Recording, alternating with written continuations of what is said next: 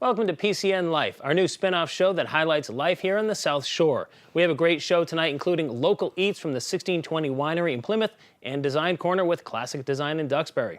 PCN Life launches 2 new segments tonight with Love Your Look, a fashion and personal style segment where we explore clothing, makeup, and fashion. We also have local comedian Christine Hurley starting her new ongoing segment called That's My Life. Christine will help us find laughter in much of our lives. Our Save the Date segment brings us a calendar of not-to-miss events. We begin with local eats at Plymouth's Village Landing with an amazing career story and some winemaking right here at the waterfront in Plymouth.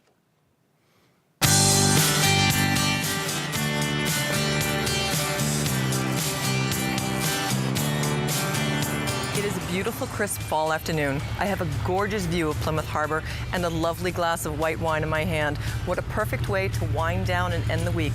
It's a Friday afternoon with a glass of Mayflower White, good company with my friends at the 1620 Winery and Wine Bar. We're about to go inside and meet the owners and Vinter, Robert and Raquel Mullaney. They're a dynamic husband and wife team and self-described serial entrepreneurs. After years of running a successful business, they decided it was time for a change of pace and a change of career. Let's go meet them. Cheers.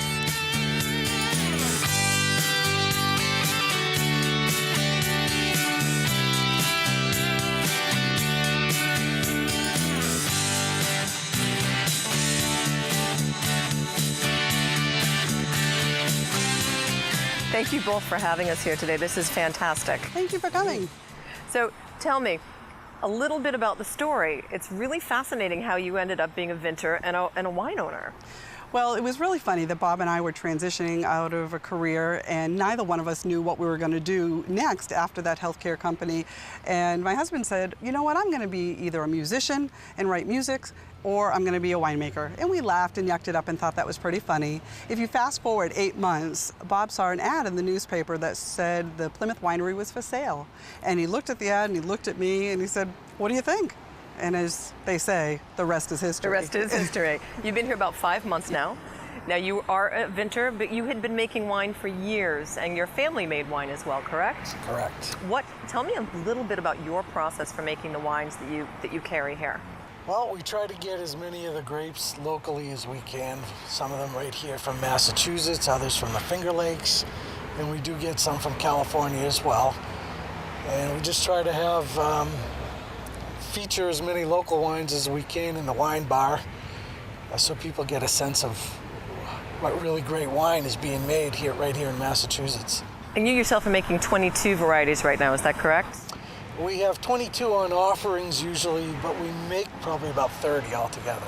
What is your favorite part of the process of making wine?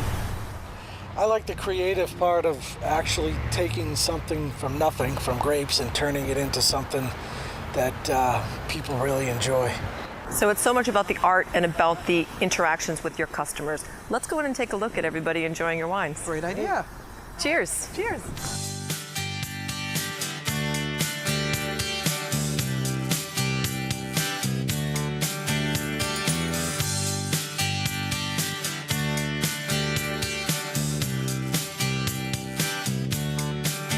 Oh, that is so pretty.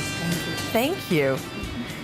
So in addition to all kinds of incredible wines that you make here, you also have some fun treats. Tell me a little bit about some of the specialty drinks you have and some of the nibbles. Well, you're actually enjoying one of my favorite, which is the Tipsy Pilgrim with some cranberries and pear liqueur. And I'm very blessed to have a master mixologist and a bar manager, Kathy, who comes up with these specialty cocktails every quarter. So we're featuring the Tipsy Pilgrim, the Funky Monkey, we have a Blue Honeybee, and I love her sangria. She has a gorgeous red sangria as well as her autumn apple cider spice sangria. So you have all kinds of fun drinks that are seasonal as well as some fun nibbles for customers as well. We have a beautiful charcuterie board that all of our meats and cheeses are local. We have a perfroct from Martha's Vineyard that my husband makes a homemade fig compote to put on top of that, as well as a hummus board and a dessert board. Now tell me, what is it that you want your customers to experience, your guests to experience when they're here with you? I think the most important part to me is that they feel like they're in my living room having a glass glass of wine with me. It's all about home and being part of my family at the 1620 Wine Bar. Incredible. Well, I'm going to take my Tipsy Pilgrim, which looks lovely. I'm going to go curl up by your very cozy fireplace and have some of your nibbles. Thank you so much for having us here. This has been an amazing, amazing visit. Enjoy, Donna. Thank you. You're welcome.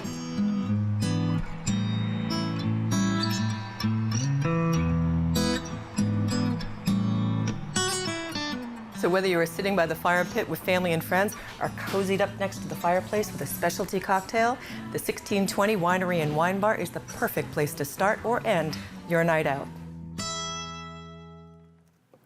We are so pleased to have a new segment on PCN Life called That's My Life, and it is being run by our wonderful new guest, Christine Hurley. Christine is a comedian, but she's going to tell us why we're naming this segment That's My Life. Thank you, Julie, for having me. First of all, it's so nice to be here. We're calling the segment That's My Life because we want to bring something to our friends, our local viewers.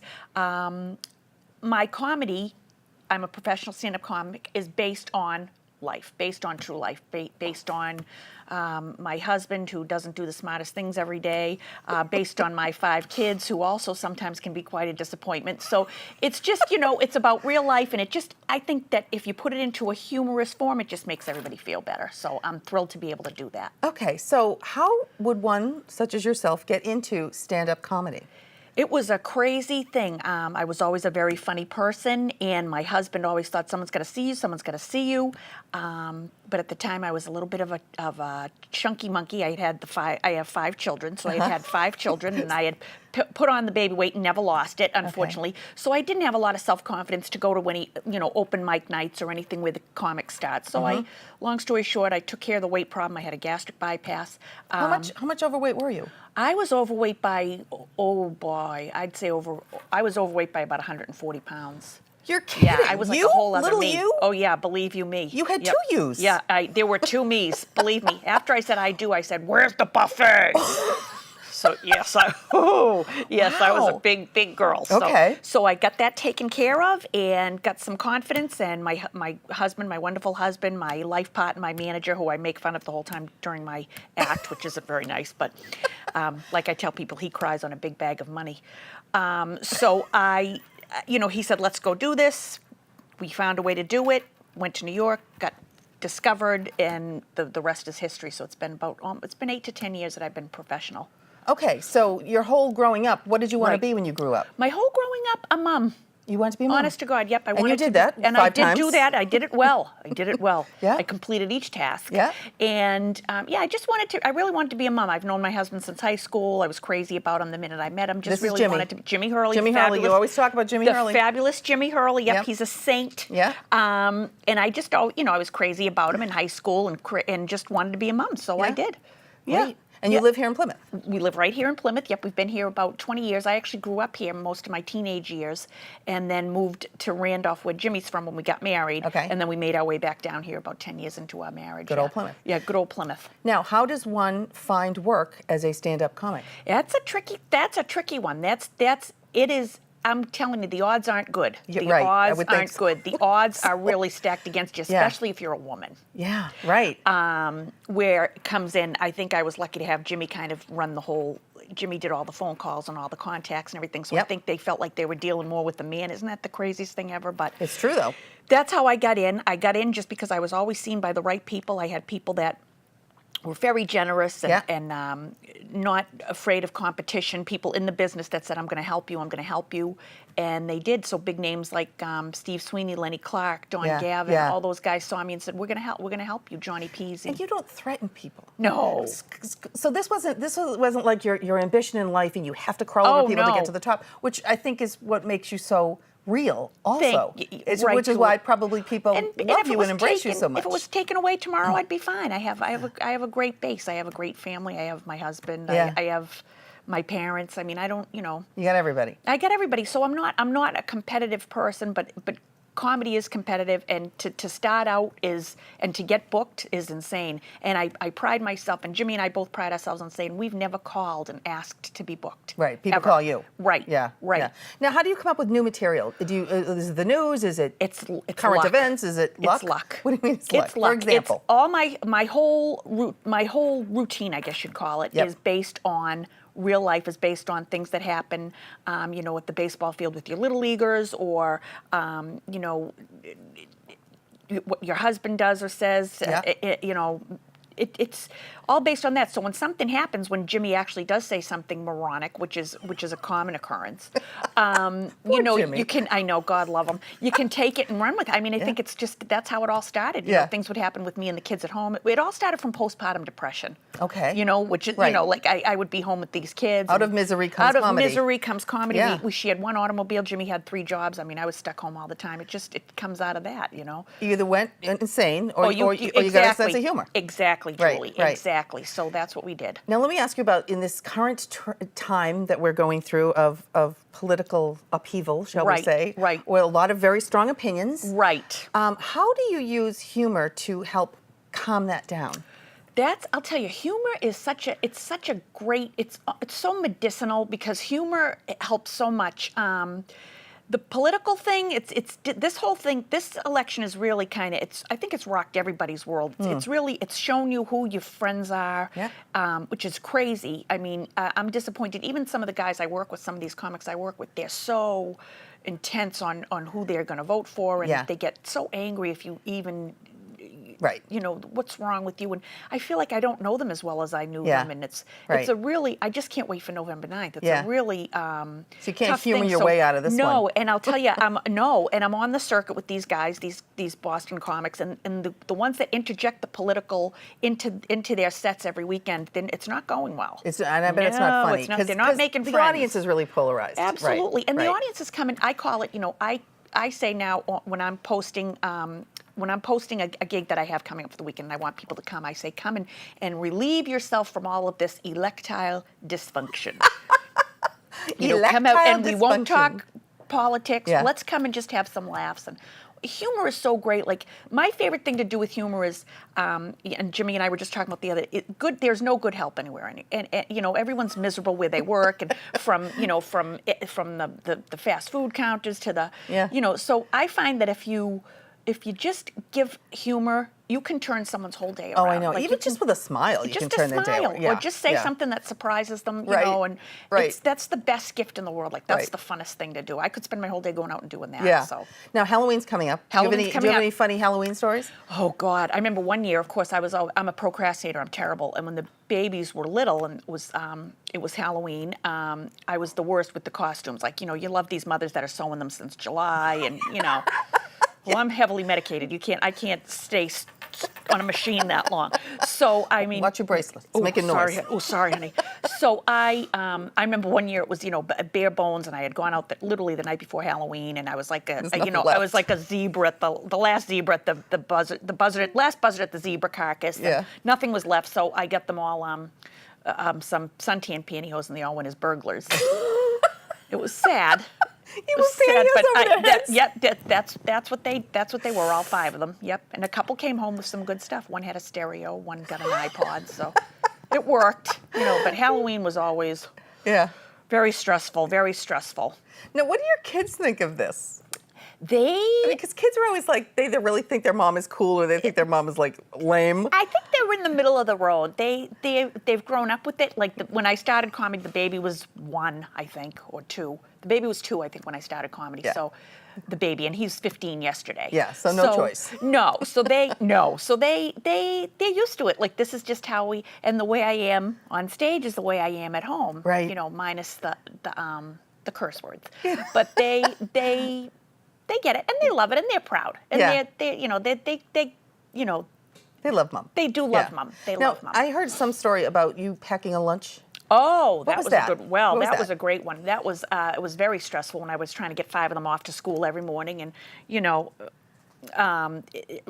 this particular morning, my little guy was driving me crazy. He just started kindergarten, and you have to. Oh, yeah. He's, I'm in kindergarten. I'm in kindergarten. Pay attention to me. Pay attention to me. And he's the fifth. No one's paying attention to him. So he wanted to pack his own lunch. Can I pack my own lunch? I want to pack my own lunch. Can I pack my own lunch for kindergarten? Go ahead. I said, knock yourself out. So he packed his own lunch. True story. About 3 hours later, I get a call from the school nurse at West Elementary School, the wonderful Nurse Kane. And she said, Christine, you have to come pick up Brendan in his lunchbox. Unfortunately, he packed a leftover box of Kung Pao chicken and 2 wine coolers. And we will close with that. So that's my life. That's your life. Until next time when we talk to you again. Thank you, Julie. Oh, thank you. And now we're going to introduce another new segment that we have called Love Your Look. So I'm going to pass it right over to Donna Rodriguez. Hey PCN Life viewers, I'm Donna Rodriguez, and usually I get to come out and play with the team on Local Eats, but today I am also on set to introduce a new ongoing segment for PCN Life, Love Your Look. We're going to be talking about skincare, hair care, makeup, and fashion. Everything from dressing for your body and budget to how to achieve those fabulous hairstylist looks at home. This is going to be fun. We're starting our journey talking about what's in for women's fashion this fall and early winter, how to maximize your wardrobe by adding a new trend or two, instantly updating your look and making your favorite classics pop. We were invited to Macy's to work with one of their in-store stylists. And by the way, did you know that many major department stores offer free stylist services? People who can help make your wardrobe work for you, or even just pick out a perfect dress for an event. So check out your favorite store, see if they offer this complimentary service. But right now, let's go meet our stylist, Charlene Carmichael. We're going to take a look at some of our favorite classics and fashion trends for this fall and early winter.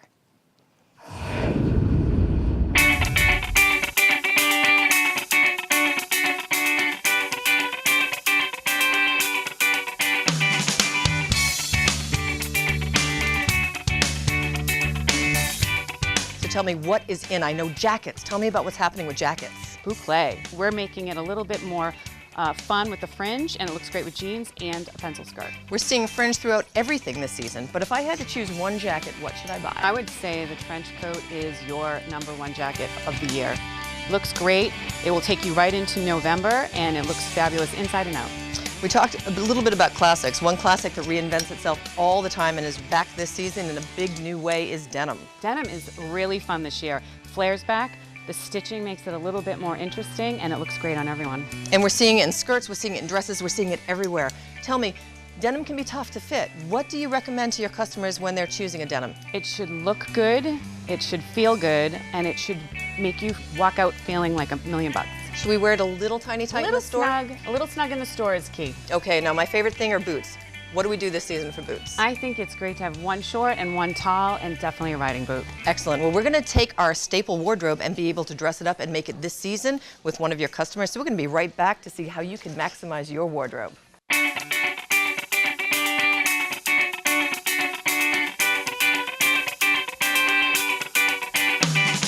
Charlene, you've given us some great basic blacks and you've dressed it up on trend. Tell me what Kim's wearing. A fun denim jacket with fringe, gorgeous jewelry, love the bangle, and a fabulous bag and a short pair of boots. You've got a look.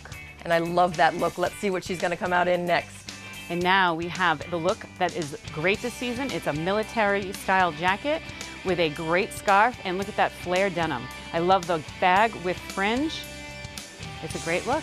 I love the structure with the feminine twist of the peplum. It's fantastic. And I understand you have one more twist on classics for us, don't you? We do. It's all about leather.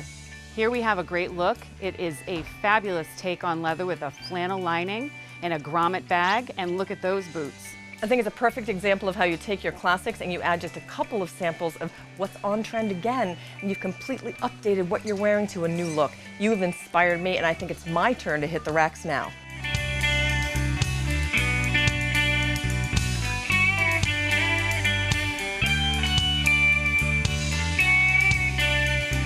I hope you've been inspired too. Don't forget, clothing is functional, but fashion should also be fun. Take a chance, take a step out of your comfort zone, try something a little new. But every day, you should love the way the clothes fit, you should love the way your clothes make you feel, and most importantly, you should love your look. See you soon.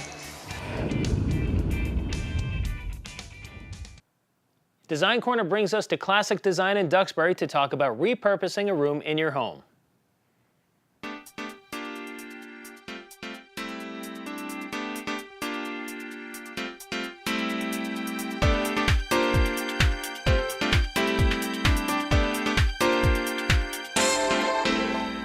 Hi, I'm Sandy Murphy of Classic Design in Duxbury. I specialize in home staging and interior design, and I'm here today with PCN's Design Corner to talk to you about designing a room in your home. When I did this room, there wasn't much here. It was unfinished and I needed to make it feel like ours. So my first thing to do was to finish off this unfinished fireplace. To do that, I needed the perfect mantle. Now, I didn't want to just get a builder's special because I didn't want to do that. Anyone can. I wanted something unique. So I searched antique shops and happened to come across this mantle, and the minute I found it, I went, oh, that's it. That's the one for me. And that's where this room began. Fireplace mantle was the first thing I came across when I was shopping. So then when I wanted to tie in some finishes, but not everything, because I don't want matching finishes, I felt the next big piece of furniture should relate to the fireplace mantle. And I came across one. I love this bookcase. It's got the right color and the right feeling for the room, and it certainly ties in the colors of what I did on the fireplace. Next, I came across the chairs. I did custom upholstery, but the chair finish I loved, and it works well sitting next to this bookcase. I don't buy everything brand new. I want to look around and find things that have character and that are interesting. So these tables, these nesting tables, are antique, but again, the finish works well in the room, and I just like them. Lastly, I have a coffee table, but now this is where I broke away from the light brown tones and went into an ivory metal with glass. And yet, when I added this, there was another piece I found that was hand-painted, not brand new, but it worked beautifully in the room, and it's this coffee table or sofa table at the back of the room. In this room, we created both a home office and a place to entertain. So the home office has a lot of built-ins that were added, and over here we needed file cabinet storage. So that's what was built in below this cabinet, and it works out perfectly well. Now, in addition to the home office, I then wanted to create an area where I had a liquor cabinet, if you will, and a place to put cold drinks. So we put a refrigerator in, a sink, and of course a place to put barware. This works great when company comes. When designing a space, keep in mind nothing has to be all from one store or brand new. Do things that have meaning in your life. For instance, the clock that I added in this room belonged to my mother. I had the woodworker make a special spot so I can highlight that clock in the room. So when I look up, I smile and it reminds me of her.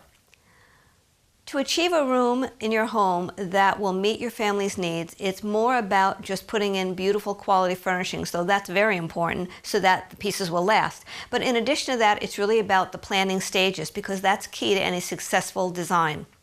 If you're not a good planner or you're not sure how to approach it, certainly hire an interior designer. We'll work with you with your lifestyle, budget, and taste to get exactly what you want. I'm Sandy Murphy of Classic Design with PCN's Design Corner.